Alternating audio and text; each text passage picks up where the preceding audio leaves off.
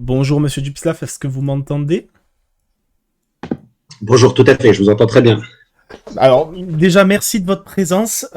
C'est un plaisir de vous accueillir au vu de votre compétence sur le sujet. En effet, on a beaucoup de questions à vous poser dans le cadre des élections générales à venir en Allemagne, un peu du bouleversement qui a lieu en Allemagne, même d'un point de vue environnemental, énergétique, par rapport à la crise ukrainienne, par rapport à tout ce qui pouvait être Nord Stream à l'époque, etc. Et est-ce que tout d'abord, vous pourriez vous présenter pour que les personnes présentes dans le chat puissent comprendre qui vous êtes, s'il vous plaît? D'accord. Alors, bonjour, je m'appelle Étienne Dupseff, je suis maître de conférence à l'Université Paris-Nanterre et membre de l'équipe de recherche CEREG. D'accord. Vous étiez maître de conférence à Paul Valéry, il me semble. Tout à fait, tout à D'accord. fait. J'ai fait pendant 8 ans, j'ai assuré de bons et loyaux services à l'Université de Montpellier. Tout à fait. Je vous ai peut-être croisé rapidement dans l'université dans ce cas, parce que j'étais à l'université de Montpellier et il m'arrivait de passer par Paul Valéry de temps en temps. Pardon pour cette petite aparté. Alors, là nous étions en train de discuter du fait qu'il y avait les élections générales donc, qui se tenaient la semaine prochaine, si je me trompe pas. Et une question que taraude beaucoup de monde dans le chat, c'est, selon un spécialiste sur le sujet comme vous, quelle est la principale raison, ou du moins quelles sont les principales raisons qui poussent à cette poussée de l'AfD en Allemagne, comme on a vu en Thuringe, où ils sont arrivés en tête pour la première fois depuis les années 40 avec 33%, avec l'AfD qui a le slogan tout pour l'Allemagne, qui me semble était le slogan d'Adolf Hitler à l'époque. Qu'est-ce qui fait qu'il y a cette poussée derrière l'AfD en Allemagne? Alors, faut voir sur le temps long d'une part et plus récemment d'autre part. Pour la faire courte sur la longue durée, c'est un parti relativement récent. Il a été fondé en 2013 sur fond de crise de l'euro. Et à l'origine, c'était un parti composé notamment de professeurs d'économie souverainistes en matière monétaire. Et donc, en fait, le premier enjeu, en fait, c'était vraiment de réacquérir pour l'Allemagne la souveraineté monétaire, c'est-à-dire de sortir de l'euro et de revenir au Deutschmark, donc l'ancienne monnaie d'Allemagne de l'Ouest, jusqu'à l'introduction de l'euro. Donc ça, c'était les débuts. D'accord. Euh, En 2015, il y a eu ce qu'on a appelé la crise des migrants, c'est-à-dire que la chancelière Merkel, qui est toujours d'ailleurs chrétienne démocrate, donc de centre droit, avait ouvert les frontières, notamment à des réfugiés syriens sur fond de crise syrienne.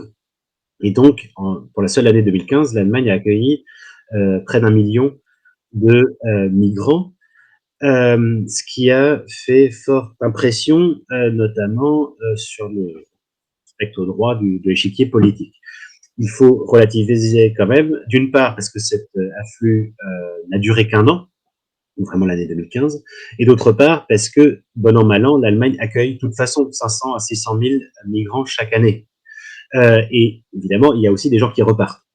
Donc, finalement, le surplus n'était pas si important que ça. Mais ça a créé vraiment des remous et ça a effectivement renforcé considérablement l'électorat de l'extrême droite qui, l'AfD, et ça c'est la différence avec la stratégie que défend au moins officiellement le RN en France, qui est une stratégie de normalisation et de dédiabolisation, comme on dit. L'AfD, elle, n'a eu de cesse que de se radicaliser depuis 2015. Et donc, effectivement, aujourd'hui, c'est un parti qui, en partie, donc, surtout par exemple en Thuringe, est ouvertement d'extrême droite, est reconnu comme tel, et frise même pour certaines régions et certaines organisations, frise même avec le néonazisme.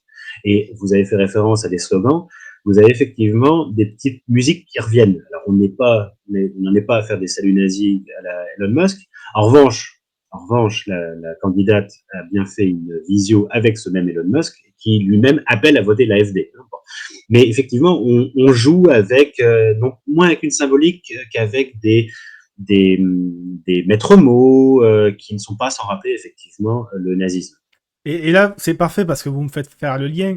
Comment il a été reçu d'ailleurs ce geste d'Elon Musk en Allemagne et comment c'est perçu au sein de l'espace politico-médiatique allemand, le fait qu'il ait ce soutien, que l'AfD ait ce soutien d'Elon Musk, est-ce que c'est perçu comme un atout d'ailleurs par l'AfD ou comme une balle dans le pied au vu de ces derniers dérapages?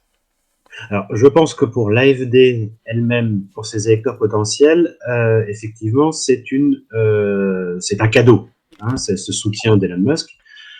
Euh, Rappelons quand même que l'AfD aussi a été, alors c'est pas prouvé, mais c'est quand même relativement sûr, a été financé par la Chine d'une part, a reçu aussi de l'aide matérielle en provenance de Moscou, et donc vous avez un peu cette nébuleuse. Alors, la Chine n'en fait pas partie, mais avec Moscou et l'Amérique de Trump, vous avez un peu cette nébuleuse d'extrême droite effectivement qui, pardon, soutient l'AfD et ça ne la dessert pas parmi ses électeurs. En revanche, pour répondre à votre question, le salut nazi d'Elon Musk déjà a été univoquement, ça n'existe pas, pardon, a été interprété de manière univoque comme un salut nazi et non pas comme une salutation spontanée ou expression d'un handicap, mais bien comme un salut nazi délibéré, et a véritablement choqué la classe politique allemande hors extrême droite. A choqué aussi les médias, les journaux hors extrême droite. Hein, et le seul indice que ça a quand même une influence, c'est que les commandes de Tesla, de voitures Tesla, donc vous savez qu'une des grandes chaînes de montage se trouve dans le Brandebourg à côté de Berlin, que ces commandes se sont effondrées. Hein. Et donc là, pour le coup, il y a quand même des gens qui ont décidé de ne plus commander de Tesla, voire ont annulé leurs commandes en signe de protestation contre la ligne politique défendue par Musk. Alors, dans le chat, j'ai une personne qui pose la question, j'ai Chiliette qui pose la question, est-ce que c'est bien l'AfD qui a fait une réunion pour expulser ou faire un plan de réémigration? Tout à fait. Alors ça, c'était décembre ou janvier 23-24, donc il y a Il y a un un peu plus moment d'un déjà, an. oui. Et voilà. Oui, mais enfin bon, en fait, ça a choqué. C'était ce qu'il y a eu surtout, c'est que c'est ce moment-là que ça a été révélé, en fait, qu'il y avait eu une réunion entre des dignitaires de l'AfD et des cercles, alors là pour le coup pas d'extrême droite, mais vraiment néo-nazis, hein, où il a été évoqué effectivement ces plans de rémigration. Donc c'est un terme barbare qui n'a pas encore été employé, mais les plus, comment dirais-je, les plus bienveillants parleront d'expulsion ou entendront par là expulsion de gens qui sont effectivement en situation irrégulière. Si on veut l'interpréter de manière un peu plus historique, ça peut aussi vouloir dire effectivement déportation. Oui. Hein, et ce qui n'est quand même pas tout à fait la même chose. Et deuxième point aussi, c'est que soit on le prend comme expulsion de personnes irrégulières, jusque-là, c'est aussi ce que prévoit du reste la loi allemande, comme la française d'ailleurs, mais il était aussi question de faire rémigrer, entre guillemets, des gens qui non seulement sont en situation régulière, mais en partie sont même Mais, citoyens allemands. oui.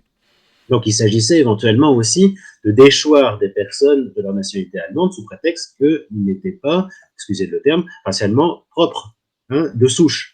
Et je fais exprès d'utiliser ces termes-là, hein, vous vous en doutez. Donc il y a cette nébuleuse, si vous voulez, où on ne sait pas très bien de quoi on parle en fait. Est-ce qu'on parle effectivement de choses qui sont dans le cadre finalement démocratique et légal, ou est-ce qu'on est dans des fantasmagories qui font effectivement référence aux plus sombres pages de l'histoire allemande et européenne? Et d'ailleurs, alors si je me trompe pas, vous avez évoqué 2023-24, est-ce que c'est pas à ces mêmes réunions qu'il y a eu une forme de relativisation des SS, qui avait d'ailleurs entraîné l'exclusion de la FD du groupe patriote du RN au Parlement européen? Est-ce que c'était à ces mêmes réunions? Alors, je ne suis plus sûr que ça soit exactement la même réunion, mais effectivement, c'est à peu près dans la même période. Hein. Mm. Et alors, ça, pour le coup, ça c'est une tactique classique de l'extrême droite, qu'on retrouve en France aussi, hein, qui est d'avancer des thèses outrancières qui obligent tous les autres partis à se positionner et à contredire ces arguments Et donc les empêche aussi d'avancer eux-mêmes leur propre, d'une part thèse, mais aussi leur propre sujet, si vous voulez, de prédilection. Tant qu'on parle de ça, on parle pas d'économie, on parle pas de social, on parle pas d'écologie, d'énergie ou que sais-je. Bon. Et effectivement, la classe politique allemande est souvent amenée à se positionner en faux contre les thèses avancées par l'AfD, dont cette thèse, effectivement, comme quoi tous les SS n'auraient pas été des criminels de guerre, si je me souviens bien. Je crois que Oui. c'était ça la thèse. Bon, et donc, toute la question, de toute façon, vis-à-vis de l'AfD depuis qu'elle est apparue aussi dans les parlements, hein, c'est tout le dilemme, c'est est-ce qu'il faut ignorer ce qu'ils disent ou est-ce qu'il faut au contraire les contrer. Bon. Si on ignore, on ne respecte pas le vote des électeurs, ce qui pose problème aussi d'un point de vue démocratique. Si on répond à toutes leurs provocations, on n'a plus le temps de faire, nous, de la, les partis politiques démocratiques, n'ont plus le temps de faire, eux, de la politique. Hein. Et donc, c'est un vrai dilemme qui n'a pas été résolu du tout en Allemagne actuellement. D'accord. Et alors, j'ai une question de Beer dans le chat qui me demande est-ce que il y a un rôle de l'histoire allemande dans la perception de l'AfD par l'opinion publique et les médias quel est le rapport, on va dire, plutôt à la perception de l'AfD par rapport à l'histoire allemande? Est-ce que quel rapport est fait? Est-ce qu'il y a une comparaison directe avec le nazisme? Est-ce qu'il y a une relativisation? Comment c'est perçu dans les médias et dans la sphère médiatique allemande l'AfD? Alors, comment vous dirais-je donc, d'une part, je vous ai dit, hein, l'AfD joue avec l'histoire, joue avec des références qui sont très bien comprises. Hein, bon, donc provoque de ce point de vue-là. Bon. Mais ça fonctionne aussi parce que, et dans la sphère médiatique et dans la sphère politique, les autres partis, pour l'instant, je dis bien pour l'instant, excluent toute collaboration avec ce parti. Et donc, tous les autres partis, s'ils n'ont qu'un point commun, enfin deux, c'est d'une part d'être démocrate et l'autre, c'est d'être anti-AfD. Et pourquoi? C'est parce qu'effectivement, c'est le plus jamais ça. Le plus jamais ça, normalement, en France, s'applique à la Première Guerre mondiale et on sait qu'il y en a une deuxième derrière, une seconde. Mais c'est l'idée, effectivement, qu'il ne faut plus jamais qu'il y ait d'extrême droite aux affaires en Allemagne. Ce qui inquiète, ça c'est un autre niveau, c'est que on constate partout en Europe, quasiment partout en Europe, une situation économico-sociale, médiatique et ainsi de suite, qui n'est pas sans rappeler la situation dans laquelle a émergé effectivement le nazisme, et pas seulement lui, en Europe dans les années 30. Et donc effectivement, il y a une crainte de revoir en fait une Europe qui basculerait à l'extrême droite tout entière et l'Allemagne en faisant partie. Hein. Et donc ça nourrit évidemment aussi le fait que pour l'instant, encore une fois, tous les partis démocratiques excluent toute collaboration avec l'AfD. Et il vous a sans doute pas échappé qu'il y a 15 jours, il y a eu une rupture de ce qu'on appelle le cordon sanitaire. Enfin, l'image allemande, c'est le mur par feu. Enfin, c'est traduit par cordon sanitaire, autour de l'AfD. Donc, cet accord tacite entre les partis démocratiques de ne pas s'allier avec l'AfD a été battu en brèche lorsque le candidat chrétien-démocrate, donc de droite, de centre-droit, a fait adopter une résolution au Parlement anti-immigration avec ses voix à lui, bien sûr, avec les voix de l'AfD, donc de l'extrême droite, et avec les voix des libéraux. Bon. Cette résolution n'a pas force de loi, donc c'est un peu c'est plus symbolique qu'autre chose. Et ce qui a été moins contesté, c'était le sens du texte qui visait à éviter l'immigration clandestine, qui visait à raccompagner à la frontière, comme on dit, à ceux qui sont en situation irrégulière et tout ça. Ça, jusque-là, tout le monde était à peu près d'accord, plus ou moins. Mais par contre, hein, ce qui a fait un tollé, c'est effectivement qu'il y ait cette alliance objective entre la droite classique et l'AfD, alors en plus que absolument rien n'y obligeait, parce que Friedrich Merz, donc le candidat de CDU-CSU, a de bonnes chances de ressortir vainqueur des élections dans 15 jours, a de bonnes chances, et je vois pas très bien comment il pourrait en être autrement, de devenir chancelier, et il pourra faire passer ça sous forme de loi sans aucun problème d'ici quelques mois. Et Oui. juste, Pardon. je rebondis là-dessus. Il y avait une connaissance en amont du vote de l'AfD, où il y avait du moins une volonté du leader conservateur d'avoir le soutien de l'AfD, ou c'est l'AfD qui a pris la décision par elle-même de voter ce texte sans forcément avoir la demande venant de la CDU. CSU, est-ce qu'on sait s'il y avait une demande de la part des conservateurs à destination de l'extrême droite pour cette résolution? Alors, je pense pas qu'il y ait eu une demande. En revanche, Merz, qui est quand même un homme politique chevronné, même s'il n'a jamais exercé des fonctions exécutives, euh, pouvait s'attendre à ce que l'extrême droite vote cette loi. Et donc, en tout état de cause, il aurait dû se méfier. Bon. Et donc, soit c'est de l'amateurisme, dans quel cas c'est pas bon pour quelqu'un qui va être chancelier, soit, et c'est plus probable, c'était la tentative de faire un coup médiatique. Pour, dans le but sans doute, d'essayer de grappiller quelques voix d'anciens conservateurs qui maintenant sont passés à l'extrême droite. Bon. Force est de constater d'ailleurs quand on regarde les sondages que la CDU dans cette histoire, donc son Il a parti, perdu un petit peu. a perdu un petit peu et l'AfD a gagné de 3%. Donc en fait, c'est vraiment doublement un coup de bâton dans l'eau, puisqu'au contraire, il y a eu plutôt des voix qui sont passées soit à l'extrême droite, soit d'ailleurs, ça c'est intéressant aussi, l'extrême gauche. Il y a la Linke qui est remontée un Oui, petit peu, et ça je l'interprète parce qu'il y a deux partis d'extrême gauche, hein, dont l'un est de la scission de l'autre, et celui qui a fait scission, qui a soutenu cette mesure-là, donc c'est le BSW. Bundesrat Oui. qui est socialement et économiquement de gauche, mais très droitier sur ce qui est immigration, a voté aussi cette résolution et donc a reperdu de 3% au profit de la Linke dont ils avaient fait sécession, qui est un parti pour le coup seulement d'extrême gauche, si vous voulez. Donc, autrement dit, le coup de Merz vraiment s'est retourné contre lui, hein, puisque ça a renforcé ses opposants. Et alors, j'ai une question plus qui va porter sur, on va dire, la géographie politique de l'Allemagne. J'ai la question de Stefan qui me demande comment expliquez-vous cette géographie persistante du vote allemand en trois blocs géographiques, nord protestant, sud catholique, catholique et ex-Allemagne de l'Est ou l'AfD. Est-ce que c'est quelque chose de concret qui se répète et si oui, quels sont les facteurs déterminants? Oui. Alors, pour ce qui est du vote religieux, si on peut dire, euh, alors il faut rappeler déjà que l'Allemagne, contrairement à la France, n'est pas un État laïque.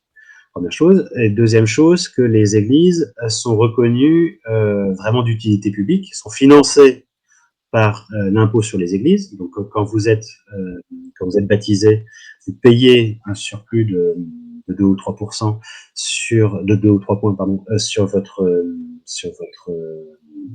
impôt sur le revenu qui va à l'église dont vous dépendez. Bon, première chose. Deuxième chose, les églises elles-mêmes sont des acteurs sociaux de premier ordre, d'une part, et d'autre part, interviennent, pas directement, mais interviennent quand même aussi dans les débats politiques. Bon.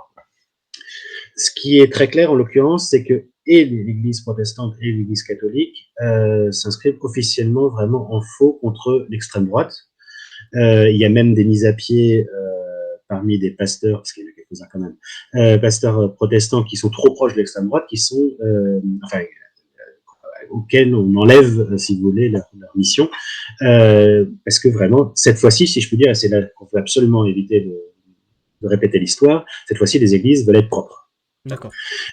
Donc le vote religieux, pour le coup, joue pas tellement. Il fut un temps où, effectivement, pour la faire très grossière, on peut le dire effectivement que l'Allemagne du Sud catholique était plutôt à droite et l'Allemagne du Nord protestante plutôt de centre-gauche. C'est beaucoup plus compliqué maintenant, justement aussi depuis que vous avez l'arrivée de l'AfD. Alors, pour répondre sur la fracture, pardon, Allemagne de l'Est, Allemagne de l'Ouest, effectivement, le vote AfD est beaucoup plus présent en Allemagne de l'Est qu'en Allemagne de l'Ouest. À cela, il y a plusieurs raisons. Euh, oui, non, je vais dire ça autrement.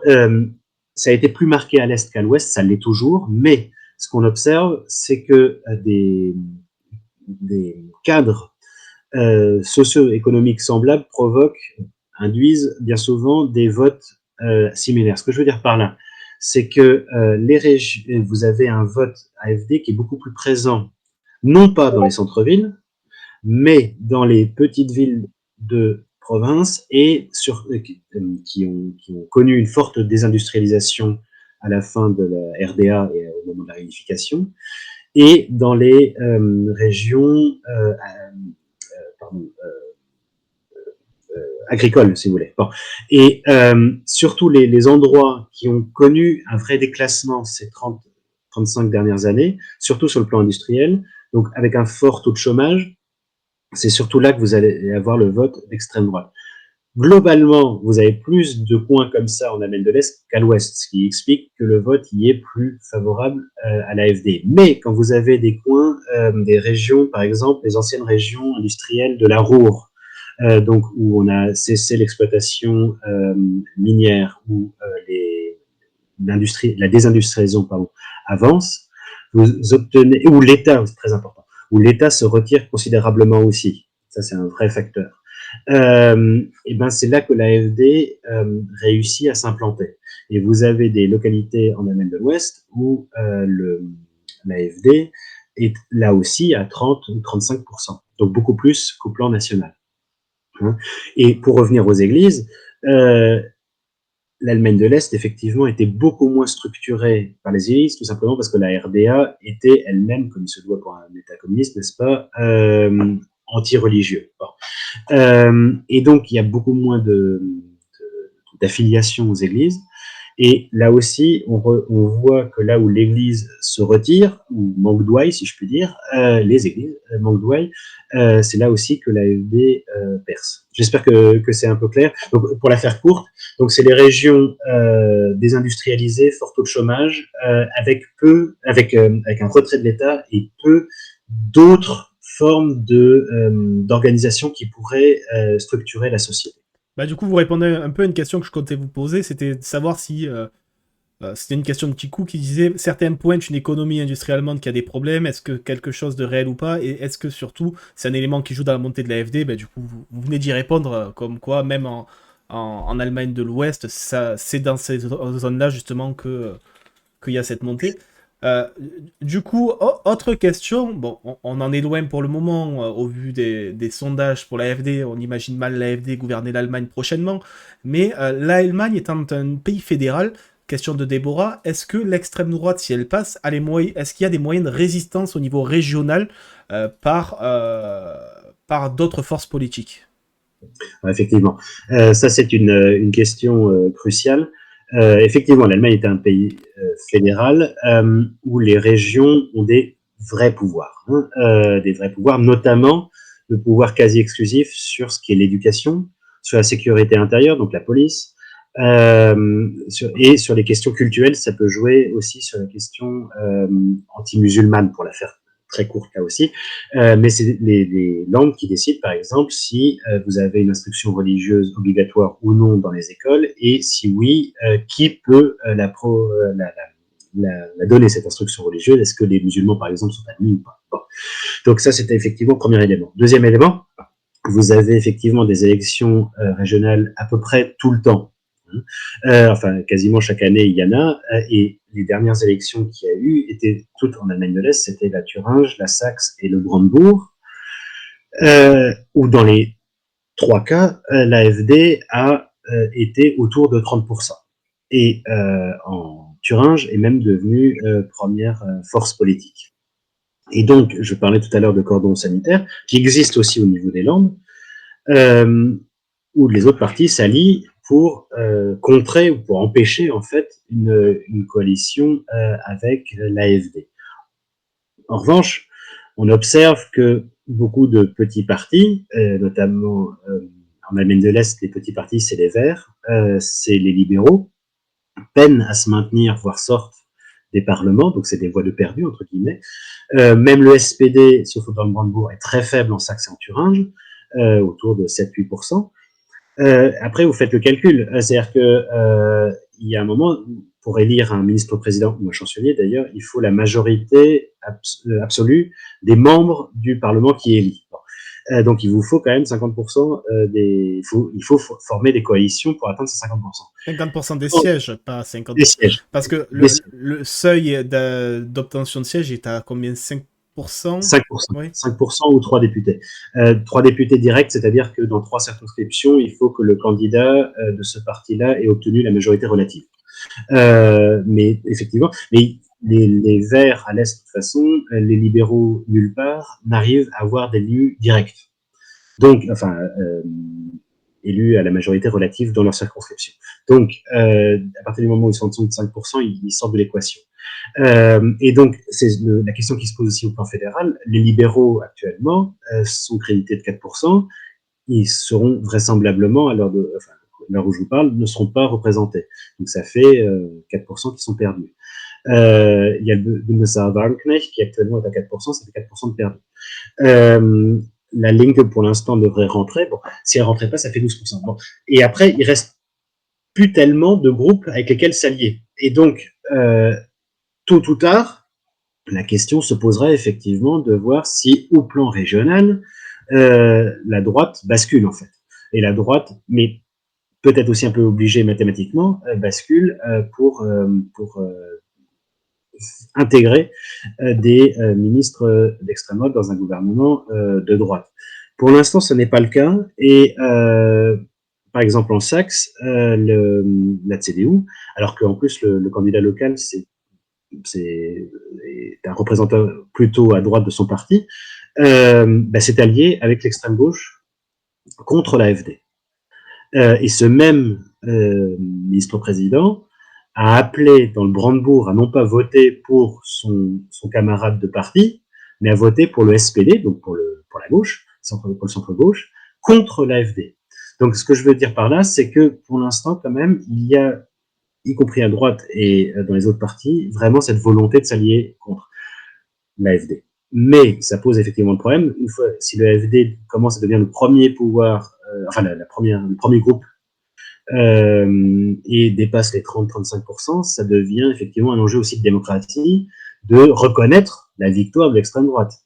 Et donc là, c'est là que ça peut effectivement donner lieu à des alliances, au moins au plan régional, dans un premier temps. Et est-ce que c'est une question qui se pose depuis longtemps ou c'est vraiment une question qui se pose récemment le fait de prendre en compte ces voix et potentiellement ces élus de l'AfD? Est-ce que c'est par rapport à ce qu'on voit autour, enfin dans le reste de l'Europe, avec ce qu'on voit aux Pays-Bas, ce qu'on voit potentiellement en France, où bon, il n'y a pas des ministres du RN au gouvernement, mais voilà, on voit que Marine Le Pen avait eu le nom sur Xavier Bertrand, par exemple, ou on voit ce qui se passe en Italie, où ouvertement la droite et les partis d'extrême droite gouvernent ensemble. C'est dû à un climat européen ou... Il y a une Alors, résistance allemande, en fait, pour le moment, sur cette question? alors, oui, je dirais que oui, il y a une résistance allemande au sens où, effectivement, si c'était pas le cas, la CDU pourrait très facilement aujourd'hui dire qu'elle voulait s'allier avec l'extrême droite et puis on n'en parlerait plus. Hein. Donc, la question se pose quand même. Bon.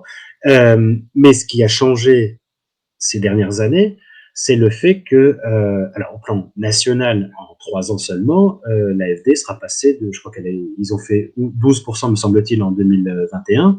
Ils sont crédités de plus de 20 actuellement, même 21, 22. Donc, c'est pas tout à fait un doublement, mais quasiment en 3 ans. Donc, et ça, encore une fois, au plan national. Et dans des contrées entières, ils sont première force politique quand même, hein, comme l'est d'ailleurs le RN en France par ailleurs. Mais le mode de scrutin est différent. Donc effectivement, la question se pose beaucoup plus maintenant qu'il y a quelques années, parce que tout simplement, les autres partis baissent, et l'AfD monte. Donc il y a un moment, effectivement, vous avez cet équilibre qui change la donne. Après, effectivement, le contexte européen qui veut que beaucoup de pays soit font alliance ou voient des alliances avec l'extrême droite, voire ont des gouvernements d'extrême droite,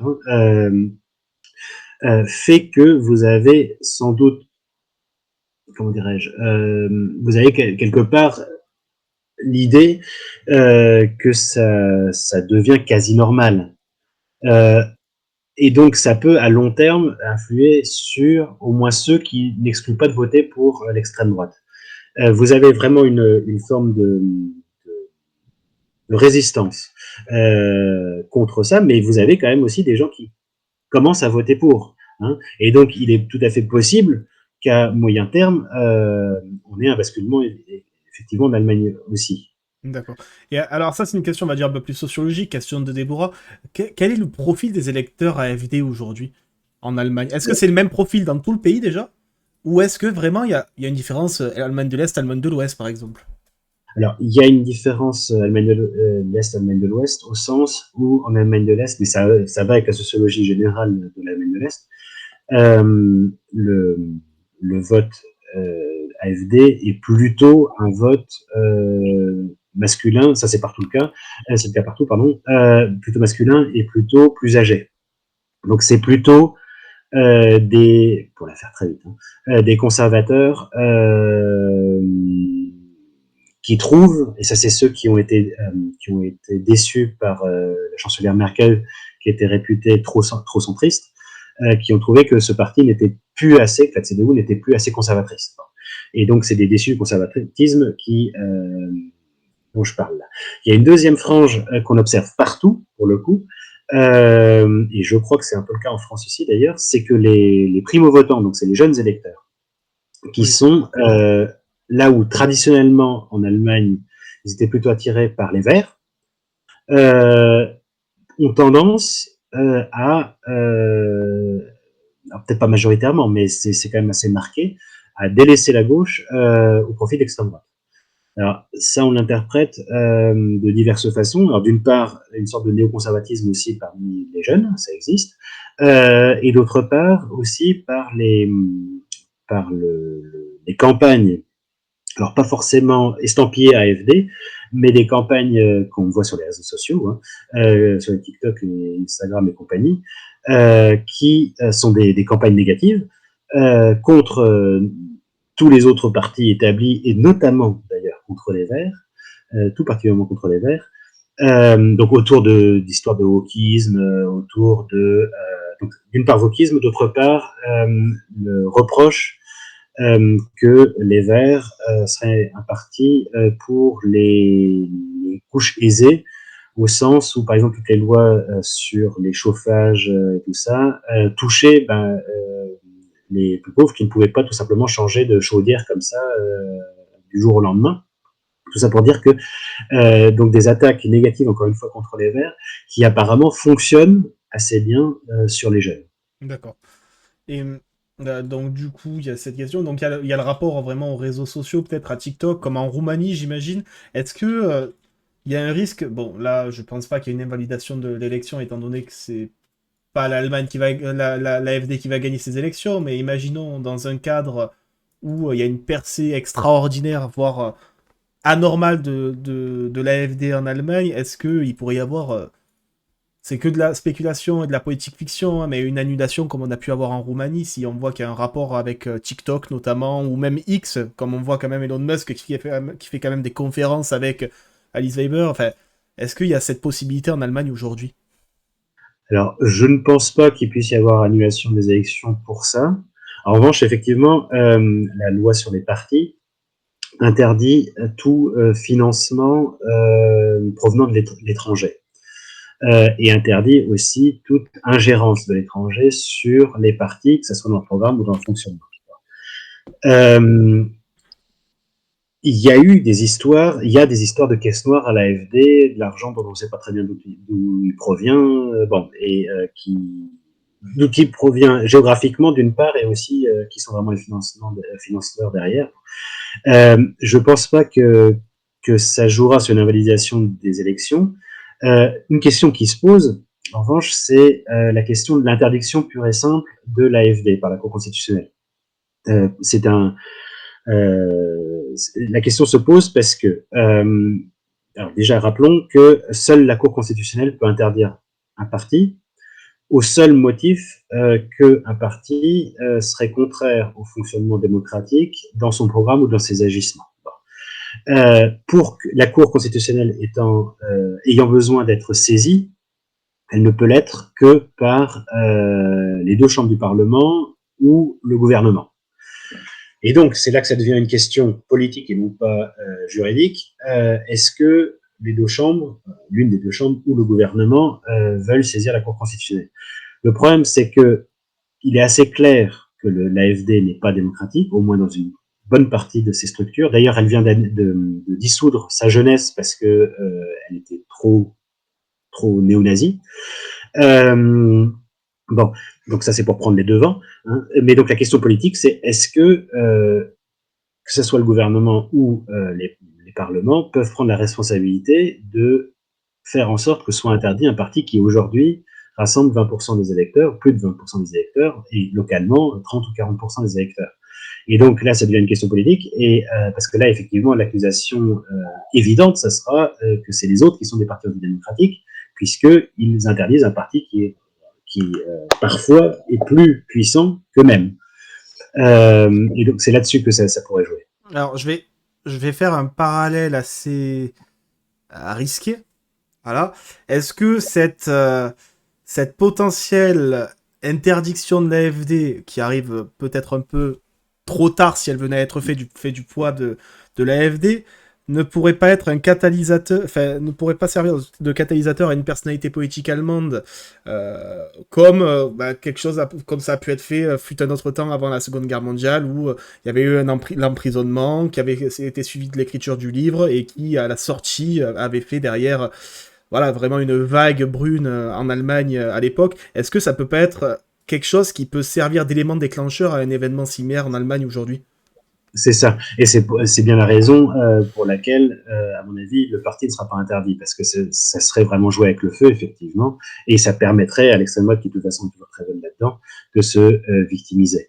Hein. Donc effectivement, je pense que là, c'est trop tard. Alors, à la décharge de l'État, je vous le disais tout à l'heure, le parti s'est considérablement radicalisé aussi très récemment.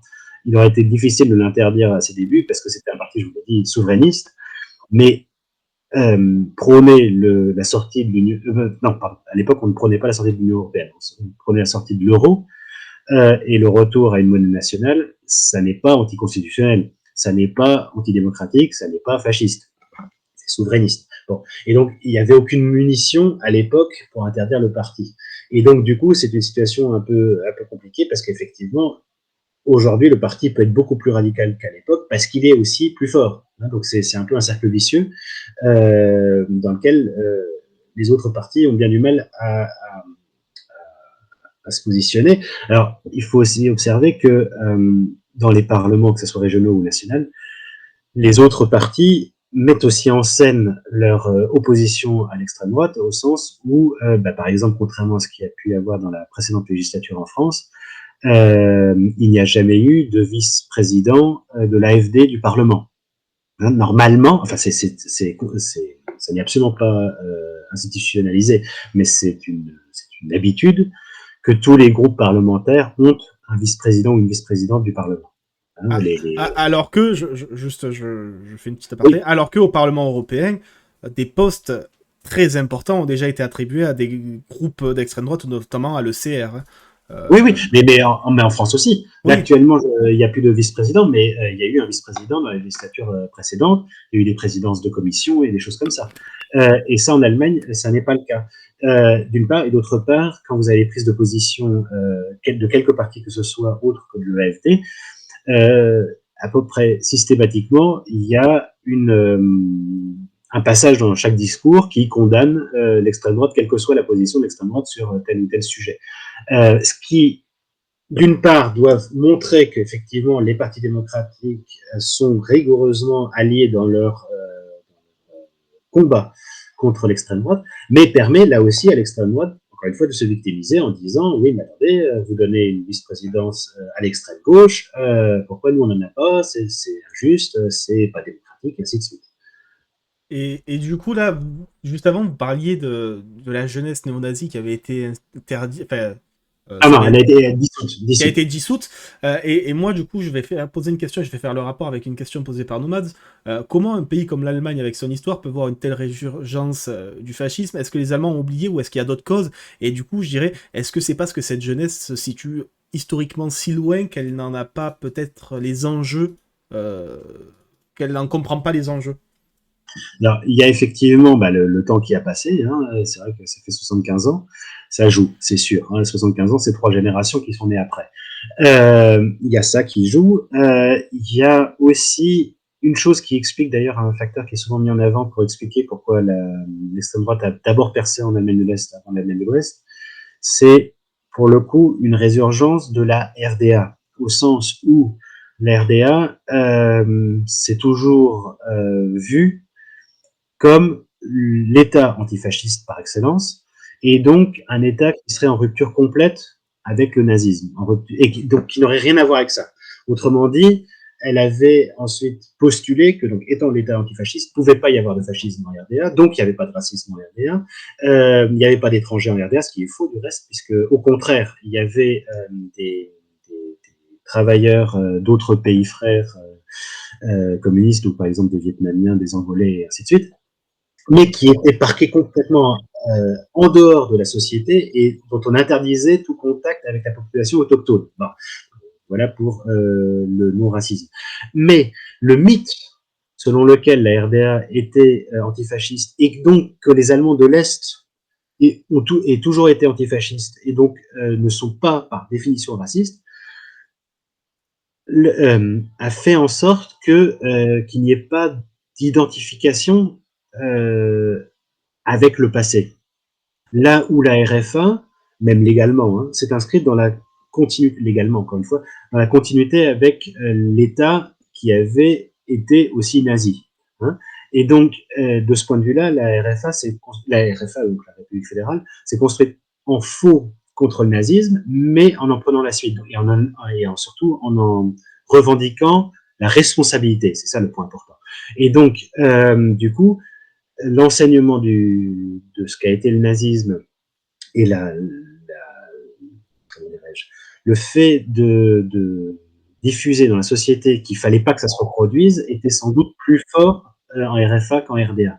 Et alors là, vous allez me dire, ça fait 35 ans que les deux Allemagne sont réunifiées, certes, mais il y a aussi des permanences dans les familles dans ce sens-là aussi qui se jouent. Hein. Et donc, du coup, peut-être que la RDA est, de ce point de vue-là, plus rapidement perméable aux arguments d'extrême droite, pardon, la RDA, j'ai dit, de l'Allemagne de l'Est, plus perméable aux arguments de l'extrême droite que l'a été la RFA, qui était beaucoup plus dans ce moule.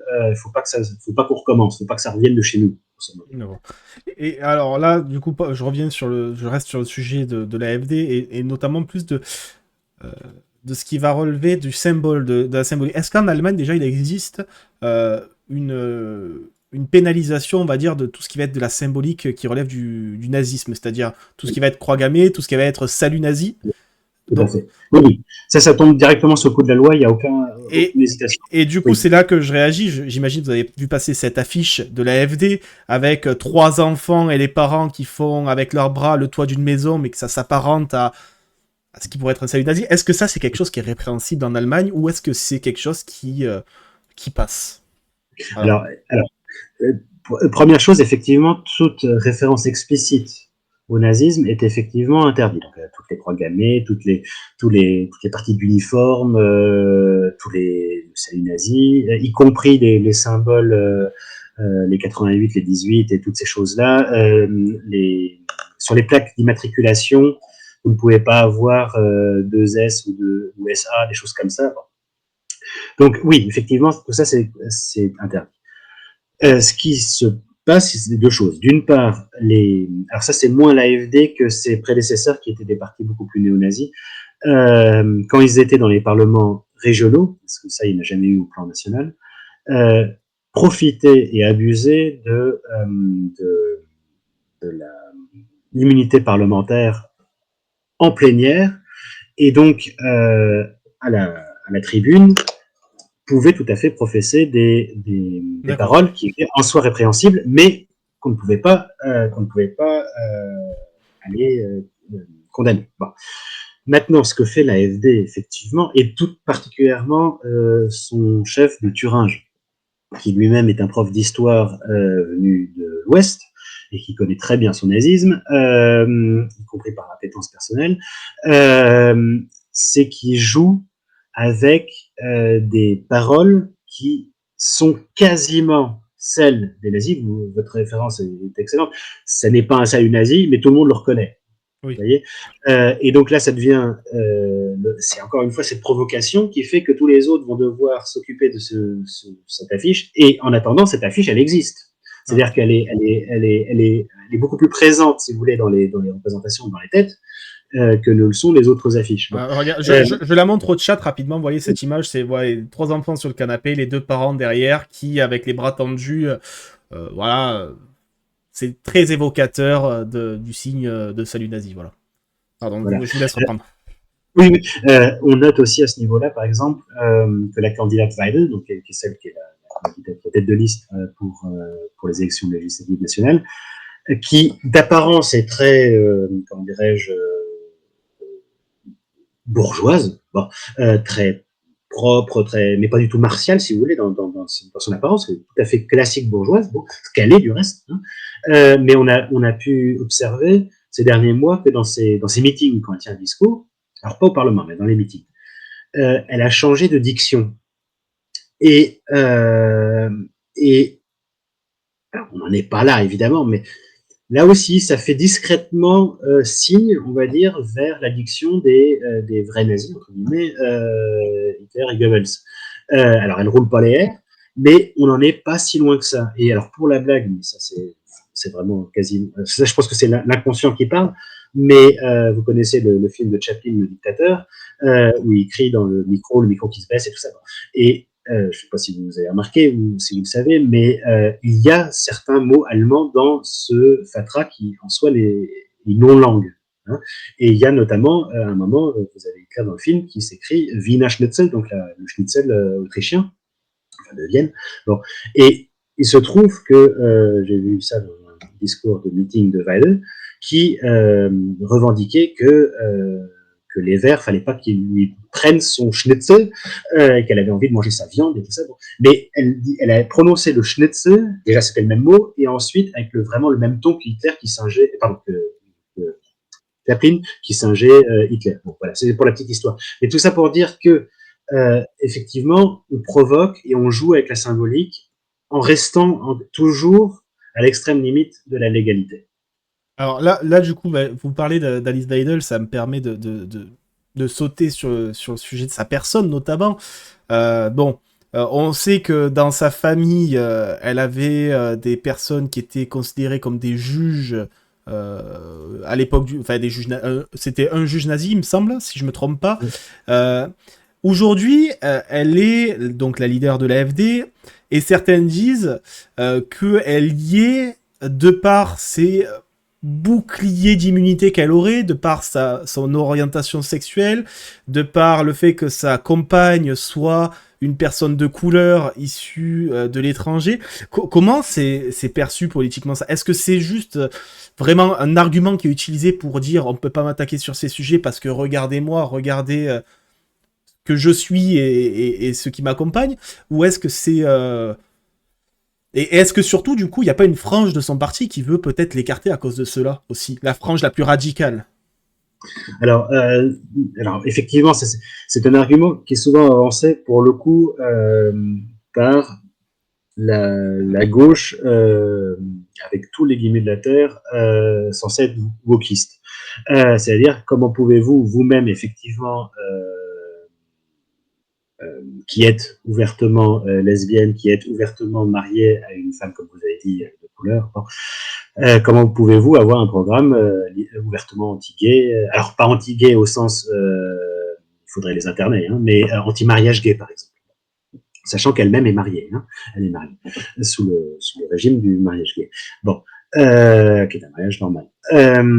Et alors, ça pose question, mais je pense qu'en fait, effectivement, elle en joue un peu comme un totem d'immunité en disant, regardez, déjà, l'AfD n'est pas un parti purement rétrograde, puisqu'ils m'ont promu présidente du groupe parlementaire et candidate à la chancellerie. Mais effectivement, il doit y avoir des gens qui n'apprécient pas tant que ça. Après, ça peut être aussi l'exception, hein, qui confirme la règle. Donc, c'est un peu compliqué. Je pense que ça pose en fait finalement quasiment plus problème dans l'opposition à Weidel que finalement dans son parti. D'accord. Et alors là, du coup, je vais rester sur les positions du parti de l'AfD. Je vais vous poser encore quelques questions et je vais vous libérer parce que c'est vrai que je vous avais dit une demi-heure à la base, mais c'est vrai qu'il y a tellement de sujets que c'est qu'on se laisse vite emporter.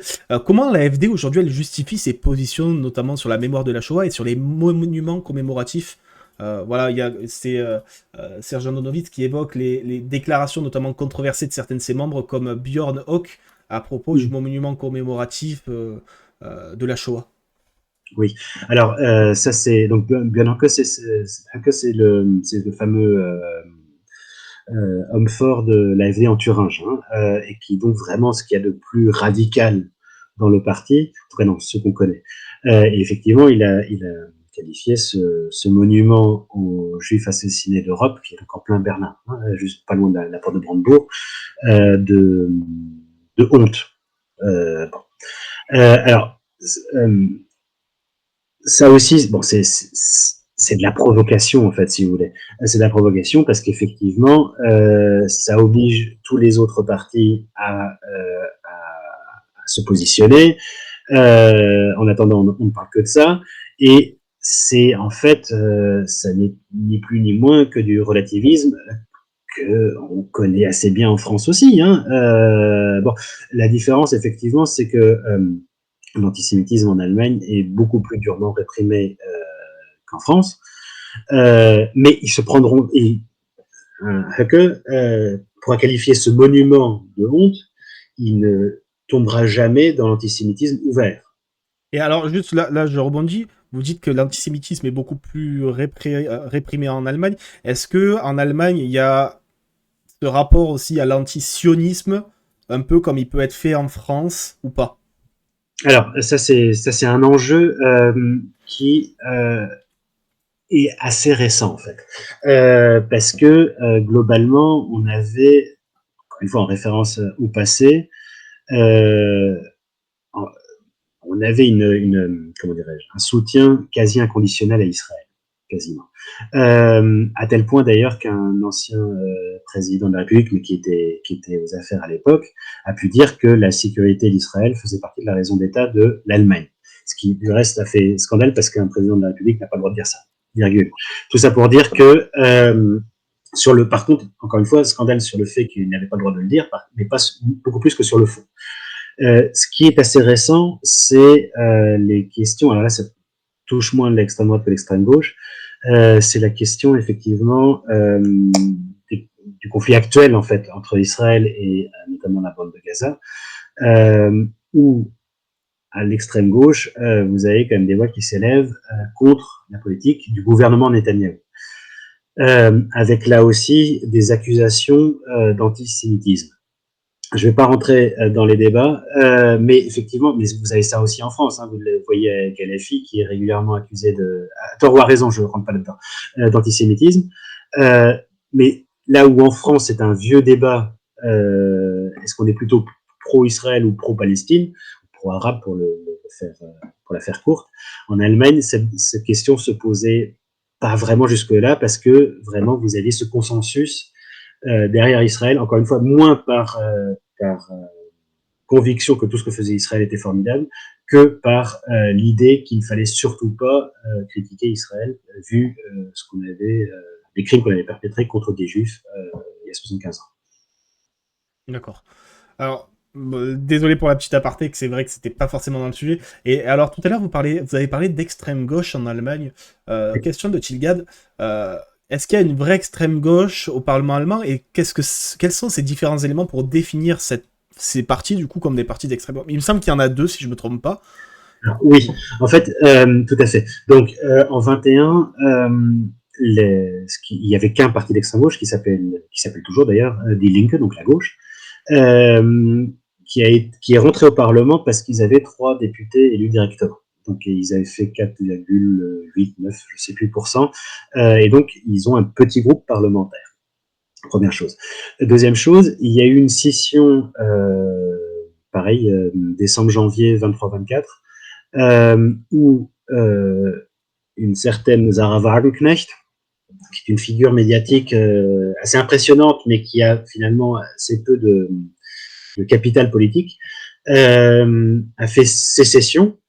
Et donc, pour vous répondre, donc je le disais rapidement, elle représente un parti en fait assez matérialiste. En fait, c'est un peu la vieille gauche matérialiste. Donc pour les salaires, pour les retraites, donc sur le plan social vraiment de gauche.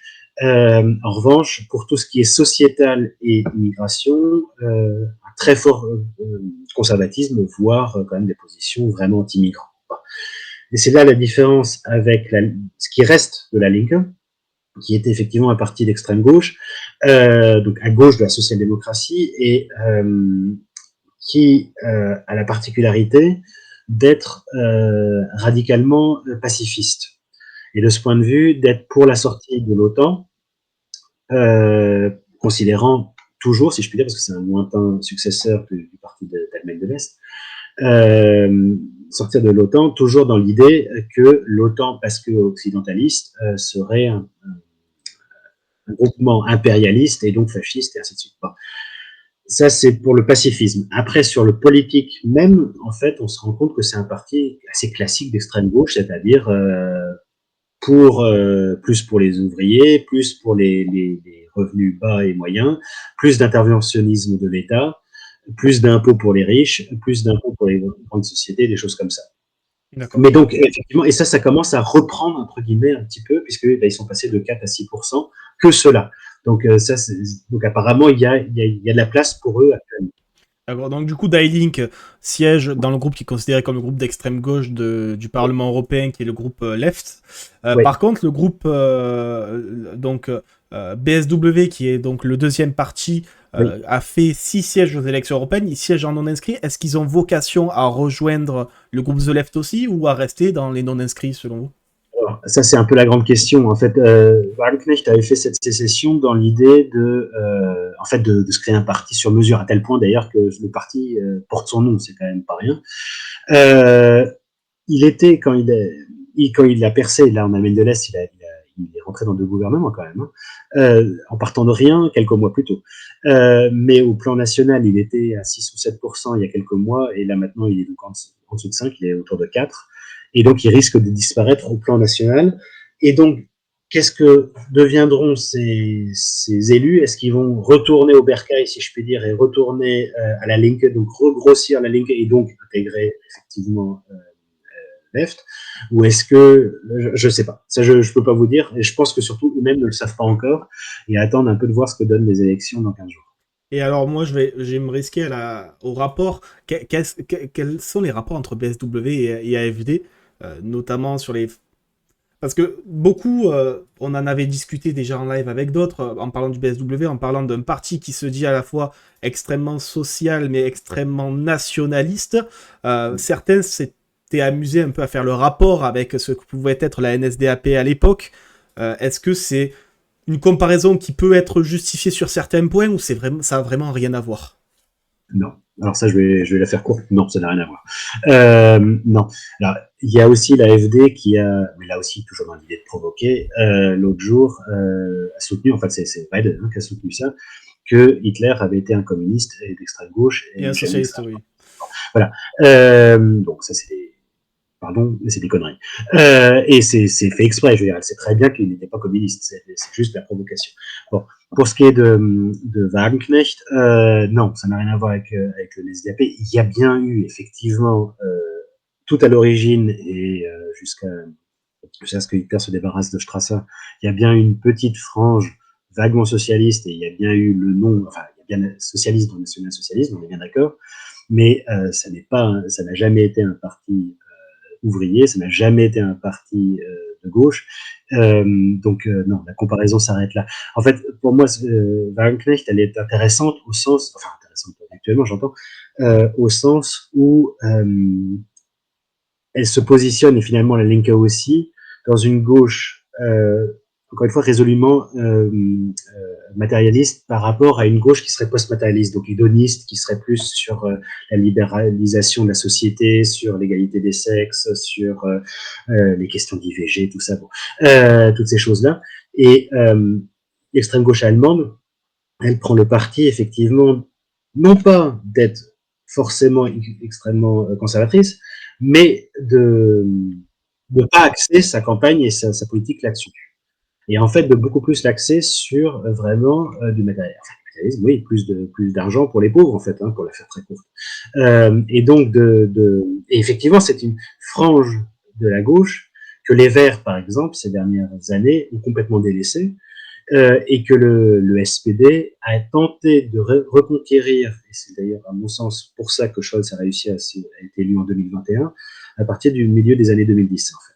Que le SPD, donc les sociodémocrates, ont compris qu'ils avaient été aussi à droite qu'on pouvait l'être, si vous voulez, ou centristes qu'on pouvait l'être, mais qu'ils étaient en train de perdre toute la gauche, les petites gens, en fait. Et en fait, ils se sont regauchisés sur le plan social, parce ils ont bien compris qu'il y avait quand même un fort potentiel électoral. Et j'en veux pour preuve, par exemple, le fait que en 2021, l'exigence centrale des sociodémocrates, et qui l'ont imposé tout de suite, c'était l'augmentation du salaire minimum à 12 euros. Et là, le prochain programme dit à 15 euros brut de l'heure. Et de toute façon, l'introduction d'un salaire minimum était une revendication des sociodémocrates. Tout ça pour dire que donc vous avez, avec la Linke, avec d'une certaine manière aussi Sarah Wagenknecht et un petit peu le SPD, quand même, cette redécouverte de la question sociale, en fait. D'accord. Un peu délaissée depuis, enfin, entre 98, on va dire, donc l'arrivée de Schröder, et le milieu des années 2010. D'accord. Bah, écoutez, je vous remercie de toutes vos réponses. Et du coup, je vais ouvrir de votre côté. Est-ce que, question de Chilgad, est-ce que l'AFD, c'est votre sujet principal d'étude? Est-ce que vous en auriez d'autres de sujets de recherche aussi dont vous pourriez nous parler? Alors non, moi je ne suis pas expert de l'AFD. Je suis plus sur la social-démocratie pour le coup. Donc moi j'ai publié pas mal de choses sur la social-démocratie, le SPD, que je suis un peu au jour le jour, en fait. Donc si vous voulez, je peux vous envoyer quelques références si vous voulez les partager avec votre auditoire, avec grand plaisir. Voilà. Et est-ce que vous pouvez nous teaser votre projet de recherche actuel, si vous en avez un peut-être Oui, alors si vous voulez. Alors c'est tout à fait au début, mais j'ai envie de travailler sur les Allemands de l'Ouest qui sont allés s'installer en tant qu'experts en Allemagne de l'Est au lendemain de la réunification, dans le cadre justement de l'unification et de comment l'Allemagne de l'Est a dû être adaptée au système de l'Ouest. Donc ça, c'est le cadre dans lequel je voudrais agir. Et ce qui m'intéresse, en fait, c'est comment les Allemands de l'Ouest envoyés, donc comme experts, ont vécu leur rapport avec les Allemands de l'Est et qu'est-ce que ça a changé pour eux. Est-ce que ça a changé quelque chose ou est-ce qu'ils sont arrivés simplement en triomphateurs, est-ce qu'ils sont repartis en triomphateurs ou est-ce que finalement ces premiers croisements d'Allemands après 40 ans de séparation, si vous voulez, est-ce que ça change les choses pour les uns et pour les autres ou pas? D'accord. Voilà. D'accord. Voilà. Bah, écoutez, je vous remercie, Monsieur Dipslav. Je vous souhaite bonne continuation et je vous souhaite un excellent week-end. Merci à vous aussi. Au revoir. Merci, au revoir.